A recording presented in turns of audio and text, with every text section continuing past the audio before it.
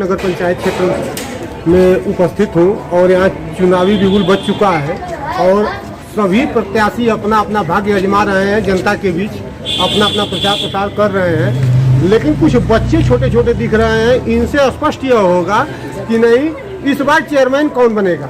बाबू आपका क्या नाम पड़ेगा?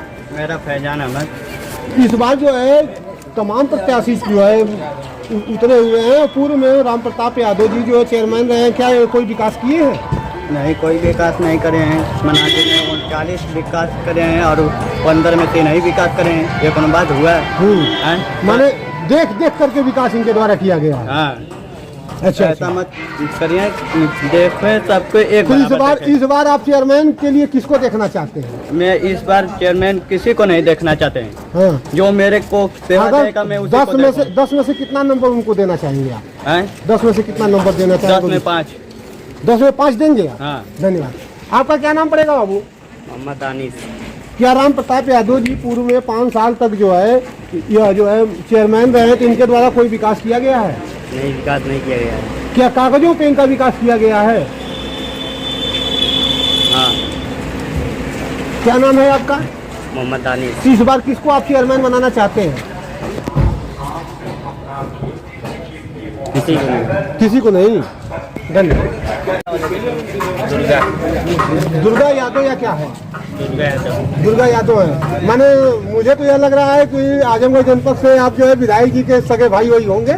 लेकिन एक चीज बताइए कि राम प्रताप यादव जी पूर्व में 5 साल तक जो है चेयरमैन रहे हैं और जो है इनके द्वारा 2 बच्चे मिले हैं, एक दानिश नाम का, एक और बच्चा मिला है जो कह रहा है कि कागजों पे इनके द्वारा विकास किया गया है। क्या आप कहना चाहेंगे? कागजों पर नहीं हुआ है, दिखाई दे रहा है। हर गली वार्ड मोहल्ले हर जगह हुआ है काम। कागज पे कहाँ दिखाई रहा है? आपको दिख ही रहा है, सब रोड बना हुआ है, उधर भी रोड बना है। हर गली और हर वार्ड में जाके देख लीजिए। तो आवास भी मिला है, लोगों को आवास भी मिला है। मैंने राम प्रताप यादव जी के द्वारा जो है विकास किया गया है। विकास बहुत हुआ है, काम बहुत हुआ है नगर पंचायत में। नगर पंचायत में जहाँ देख लीजिए, जहाँ तक काम देख लीजिए, वहाँ तक काम ही बहुत। जितने भी प्रत्याशी उठे हैं उसमें किस सबसे सुपर कौन? सबसे सुपर तो राम प्रताप यादव है जी, क्योंकि उन्हें 5 वर्ष तो का जो है कार्यकाल भी मिला था। बिल्कुल कार्यकाल मिला था। कार्यकाल को मिलने के बावजूद भी बहुत सारे काम हुआ है और आगे भी होंगे और जनता का साथ रहेगा। इस बार तो 5 साल फिर लोग मिलकर जिताएंगे और फिर आगे तक इसी तरह काम, इससे अधिक काम होगा। धन्यवाद। बड़े भाई साहब के पास चलता हूँ। बड़े भाई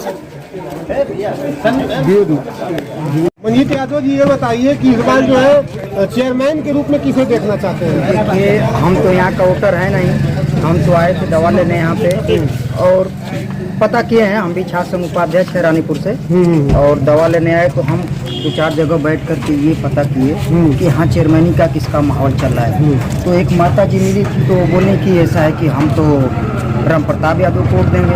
हम बोले क्यों? कौन सी माता जी है? माता जी वहीं दुकान पे मिली थी, हम जहाँ दवा ले रहे थे। तो अच्छा।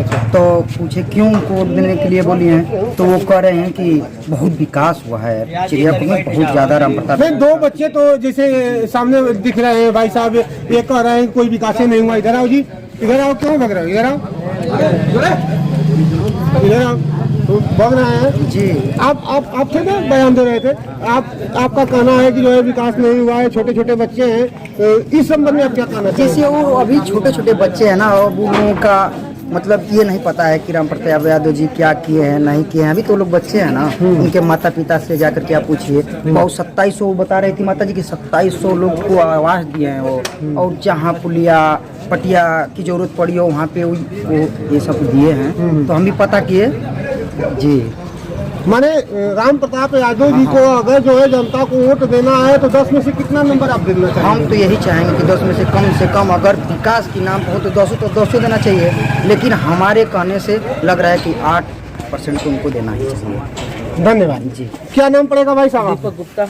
गुप्ता जी, ये बताइए कि जो है किसे आप जो है चेयरमैन के रूप में देखना चाहते हैं? श्री राम प्रताप यादव जी को, जो आखिर में इनके अंदर और क्या ऐसी चीज है कि जो है आप सिर्फ राम प्रताप यादव जी का नाम आप लोग ले रहे हैं, लेकिन 2 बच्चे जो कह रहे हैं कि नहीं कोई मतलब विकास ही नहीं हुआ है? राम प्रताप यादव जी एक ऐसे नाम है, ऐसे विकास व्यक्ति है जो पूरे चिड़ैया कोट में आसपास एरिया में भी खोजेंगे तो नहीं मिलेंगे। हाँ, तनी मैंने विकास की रही बात तो विकास इतना किए हैं कि जितने भी विरोधी दल हैं वो आज से 35 साल लगातार प्रधानी भी किए हैं विपक्षी, पर अपने दरवाजे का वो रास्ता नहीं बना पाए हैं। आज के डेट में 5 साल के अंदर में चेयरमैन साहब उस रास्ते को बनाए हैं और उसी रास्ते पर माने विपक्षी का भी रास्ता जो है चेयरमैन साहब के द्वारा बनाया गया। जी जी जी है जी। तो आखिर में जो है सपा बसपा भाजपा सभी लोग अपनी अपनी प्रत्याशियों को उतारी है और जो है सभी लोग अपनी किस्मत को आजमा रहे हैं। तो इससे क्या सिद्ध हो रहा है? पार्टी से कोई मतलब नहीं रखते हैं चेयरमैन साहब। हमारे जो जनता है चिड़ियाकोट की, उनकी पर्सनल व्यवहार है श्री राम प्रताप यादव जी का और निर्दल प्रत्याशी है। उनका चुनाव निशान लालटेन है और लालटेन पर बहुमत वोट देकर चिड़ियाकोट की जनता उनको विजयी फिर बनाएगी। देखिए एक माता जी आ गई है, माता जी आ गई है। आप किसे वोट देना चाहती हैं इस बार? अरे भाई हम के बताएं, हमरा समझे में ना आवत। तमाम लोग आवत। विकास कौन किया है? अरे विकास तो हमके ई लोग दिया, हम रहले का ठिकान के देले दादी? चेयरमैन देले हमारे। चेयरमैन कौन कौन? का नमवा क्या उनका नाम नहीं जाना चाहिए। देखिए कम पढ़ी लिखी महिला है, बुढ़ी महिला है और नाम नहीं बता पाई, लेकिन जो है यहाँ आम पब्लिक जो है चेयरमैन राम प्रताप यादव का नारा लगा रही है। तो कुछ लोग तो ऐसे भी नारा लगा रहे हैं कि कितनों को कितना हूँ भी करेंगे माई भाई, इस बार भी है राम प्रताप भाई। लेकिन मैं चल रहा हूँ राम प्रताप भाई के संबंध में आप क्या कहना चाहेंगे भाई साहब? राम प्रताप भैया विकास बहुत ज्यादा हुआ है। हम विश्वकर्मा समाज से आते हैं, मेरा नाम रुदल विश्वकर्मा है। हमारे जो बस्ती विश्वकर्मा समाज की वहाँ पे रास्ता लाइट सारी जो व्यवस्था है हर चीज का एकदम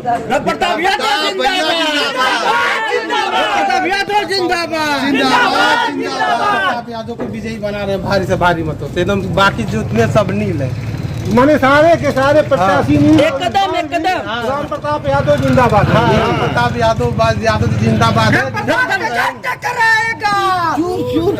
प्रताप यादव जिंदाबाद, राम प्रताप यादव जिंदाबाद, राम प्रताप यादव जिंदाबाद।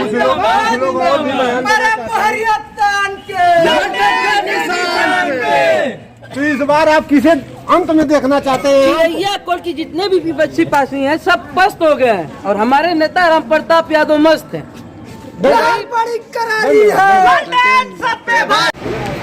नमस्कार, आप देख रहे हैं पूर्वांचल प्रवक्ता लाइव। मैं हूं बिपिन दुबे।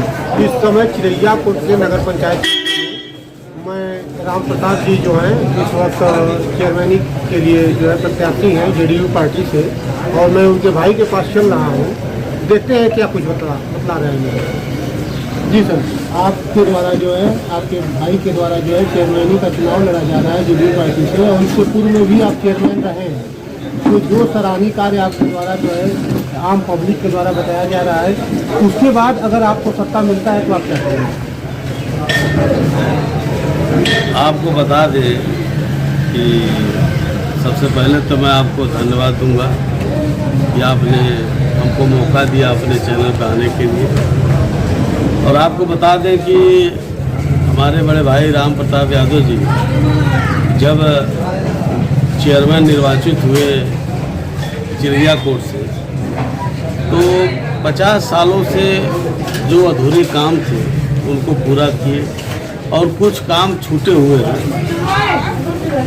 जो भी काम छूटा हुआ है वह काम आने वाले दिनों में अगर मौका मिलता है तो उसे पूरा किया जाएगा। चिड़ियाकोट की सबसे बड़ी समस्या थी लोगों के पास रहने का घर नहीं था, जो कि सरकार उत्तर प्रदेश सरकार की योजना थी राम प्रताप यादव ने गरीबों तक पहुँचाया। श्रीमान, गरीबों को आवास आपके चेयरमैनी में पिछले पूर्व 5 वर्षीय योजना में कितने लोगों को दिया गया? तकरीबन 2700 लोगों को, जिसमें सभी लोग अपना अपना मकान बना लिए हैं। और अभी जो डीपीआर नया बना हुआ है, जो कोरोना की वजह से 2 साल ठप हो गया था, उसमें 1500 से अधिक आवास का डीपीआर तैयार हो गया है, जो कि चुनाव कुछ लोगों का फोटो खींच दिया गया है, जीरो टैगिंग हो चुकी है, और वह चुनाव बाद उन लोगों का पैसा उन लोगों के खाते में आ जाएगा।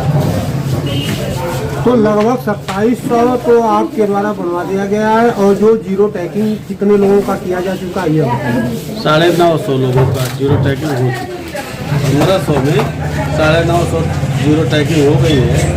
अब इसके बाद जब आचार संहिता हटता है तो लोगों को उनके मकान उपलब्ध करा दिए जाएंगे।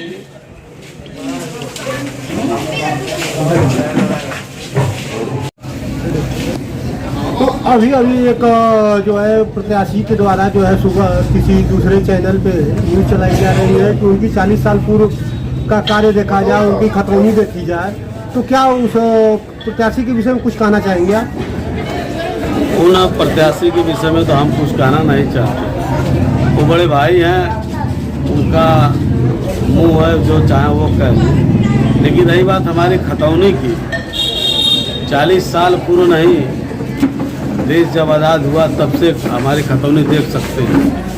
हमारी खतौनी देखना है तो टालीगंज कलकत्ता में आप पता कर सकते हैं। मेरी पैदाइश नहीं थी, 72 की मेरी पैदाइश है। उसके पहले हमारे वहाँ 4-4 मिल हुआ करते थे, 11-12 ट्रक हुआ करते थे। तब से 42 से 45 बीघा खेत मेरे बाबा लोगों के पास था। और मैं जो इनके द्वारा आपत्ति लगाई जा रही है, क्या यह निराधार है? अब तो अगर आप पता करेंगे, जो हमारे बारे में जानते हैं, हमारे पिता के बारे में जानते हैं, वो बहुत अच्छी तरह से बताएंगे कि हमारी खतौनी की स्थिति क्या थी और आज क्या है। धन्यवाद।